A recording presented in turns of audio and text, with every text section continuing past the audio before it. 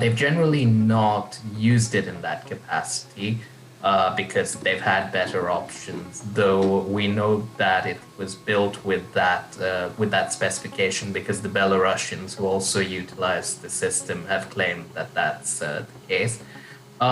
It does appear that, at least according to some reports, that they've been fitting out some of their missiles with guidance kits, GPS guidance kits that could allow them to be used in a ground attack role.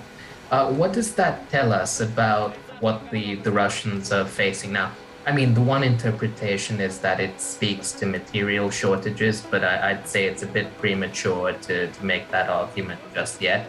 It's also just as likely possible that the target in question was either not valuable enough to use a more dedicated precision strike missile, or it was just the case that a commander on site needed to call in an attack on a given target, and the S-300 was simply the asset best positioned to deliver the attack.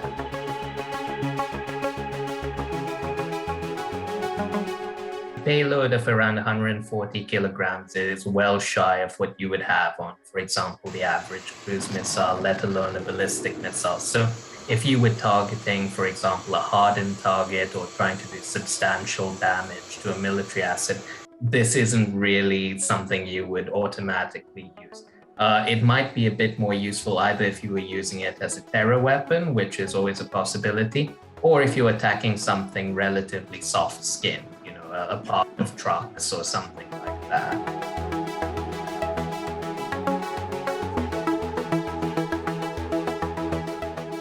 Well, systems like S-300 and S-400 were primarily built to intercept, well, two things.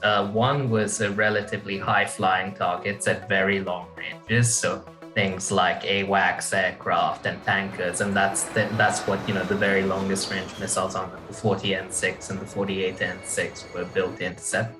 The other target they were meant to intercept was things like cruise missiles at relatively low altitude, low radar cross-section targets.